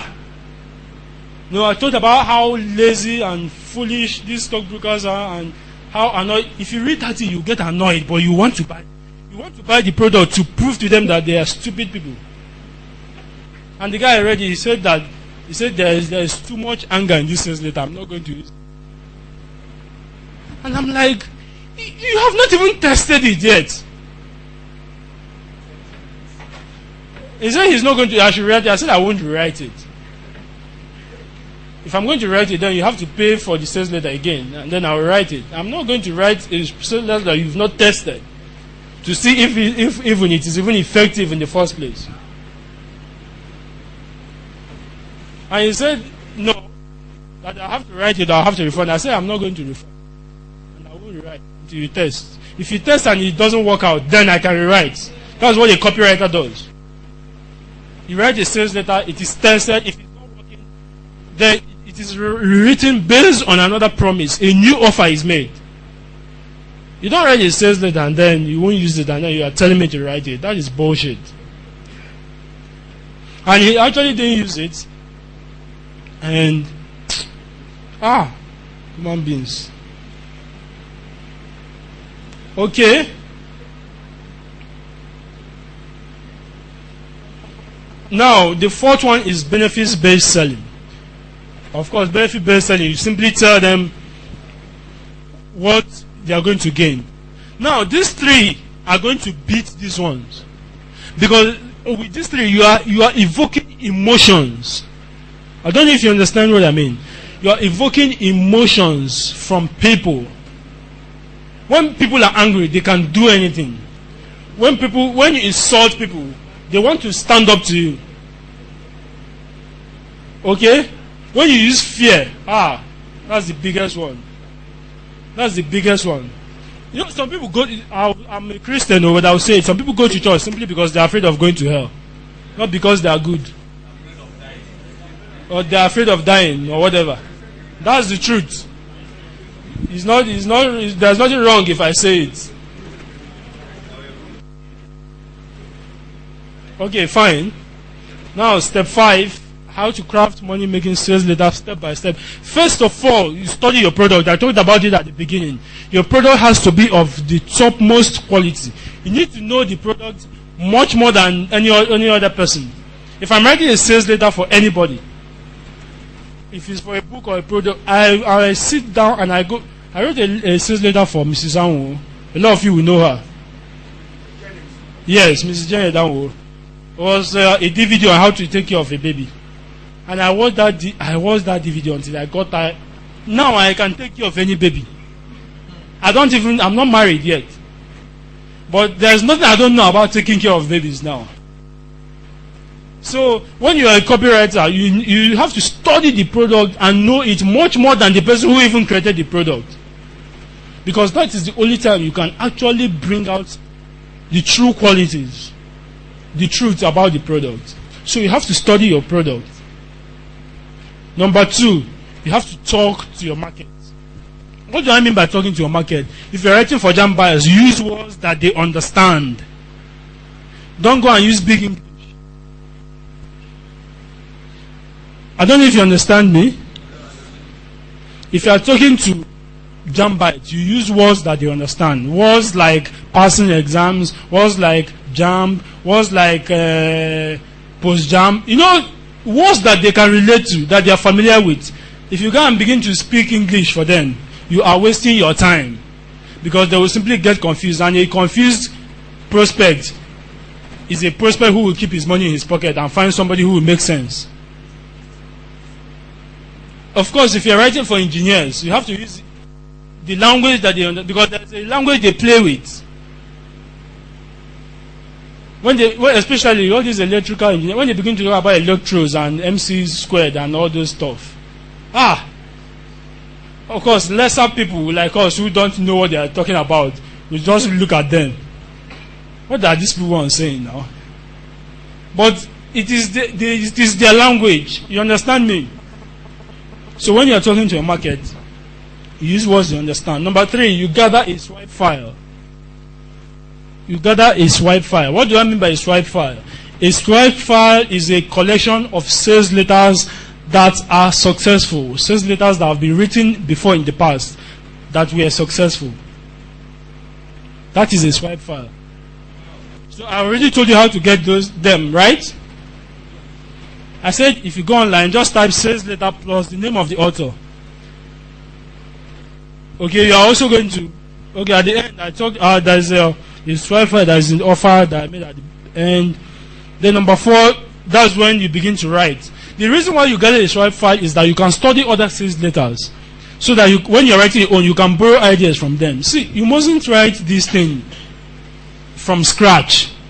You can borrow one headline from one person's sales letter and refine it to suit your own topic. It is not stealing. It is creative borrowing.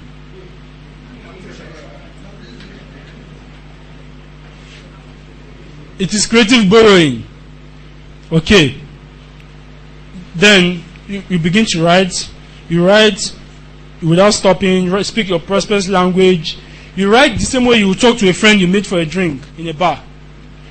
What I mean is, when you are speaking to your friend or when you are listening to your friend, you don't just say one thing and then stop. You converse. You understand? You have to make your sales letter to flow in that manner. And then you edit your writing, and then you have a final draft. So you have a final draft. Now, the next thing is, there's a lot of arguments, long sales letters or short sales letters. Which one works best? There is no answer to that. The answer is that your sales letter should be it should be long enough to sell your product. Of course, when you're selling something for 1,000, you may not need to explain so much, right? But when you're selling for 30,000, that's a lot of money. You have to explain. And the more words you write, the more convincing you can be. You understand it? Are you following, please? Okay. Okay, should you use software? Yeah, that's what we just talked about. Short sales letters. Sales letters is called copy. Copy is called sales letter. They all mean the same thing, okay? Alright, so should you use software to write your sales letters? Now there are softwares that you can use to write your sales letter. This software already has templates in them. These softwares have templates in them. All you need to do is you just look at your own product and then fill in the blanks, and it's going to give you a sales letter. Okay? Fine. So you can use sales letters, you can use templates, you can use software to write. But please don't rely on them, because the software is a software, for God's sake. If you want to be a great copywriter like us, you shouldn't rely on software alone. But for starting, when you are starting out, because the process is usually harder when you are starting out, you can use a software. Then when you get better, you can discard the software. Okay, step 8.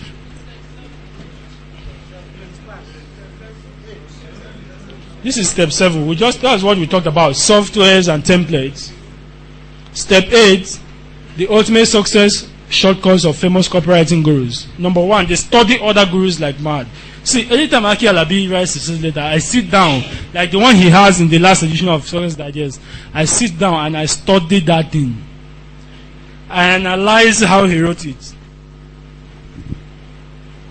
So that when I write, I can borrow some creatively borrow some things from him. That's what gurus do. See, gurus are not made in heaven.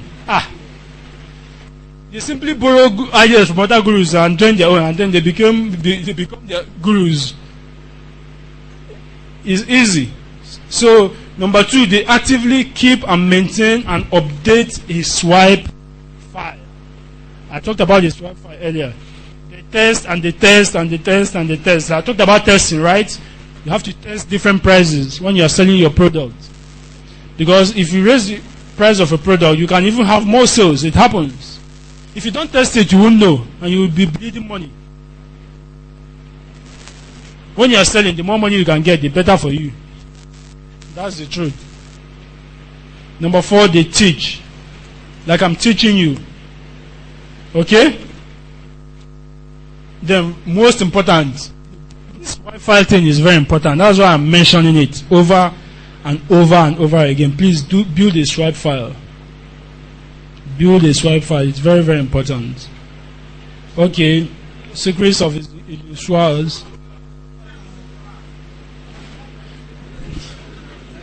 See, you are getting this in your resources now. Don't bother. You are getting it in your resources. Don't bother, please. Let's go ahead. Our time is up. Oh. All right. So, Eugene Schwartz. I told you about him. He died in 1992. He's the greatest copywriter. He's regarded as the greatest copywriter who ever lived. And he wrote a book called Breakthrough Advertising. That's the greatest book on copywriting and advertising that anybody can ever read. I bought that book for $149 online. Okay? The name of the book is called Breakthrough Advertising. That is the name of the book. If you go online, it is sold for $149 online. Okay.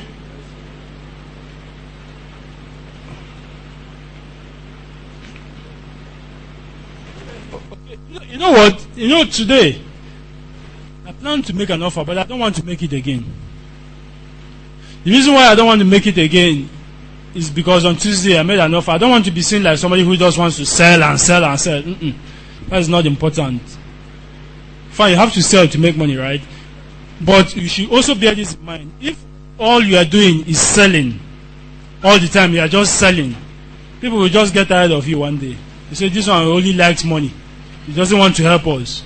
So, instead of making this offer, I'm going to give it to you for free. But, there's a but. Okay, this is what you get. You get instant cash copy software. Is a sales letter creator. It's a software that helps you create your sales letter. You are going to get the Eugene Schwartz book. You are going to get a book by Dan Kennedy. Dan Kennedy's Ultimate Sales Letter. You get another book that shows you how to build a swipe file. Okay? Then you are going to get sales letter templates and website templates. So if you want to build a website, you just upload the templates and then erase what is there and then put in your own. Okay? So you are getting them for free. But, now this is the but.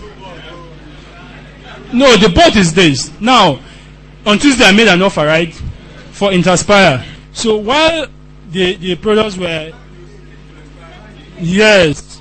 I said for the name of the software is called Interspire. I didn't say it will expire. So before the products were created, I just said, okay, that I'm going to give a bonus to the people who bought it, who took me up on the offer. Of course, I didn't tell them about it anyway. So I added all these products into the same CDs, including the software, so that they don't have to pay for it again. So if you know you want these products, you have to buy the Interspire software, because everything is included in that CD. I can't send this by email. They are too heavy. Is that okay? I hope that is okay with us.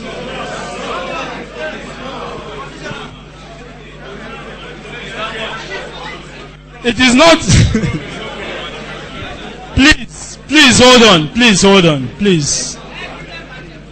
Please hold on. If you already paid for that product, you already have this one. You don't have a problem with that. Now, if you want this one, you have to buy that one. It's 1.5 and it ends today. No, I said today. 6 o'clock today.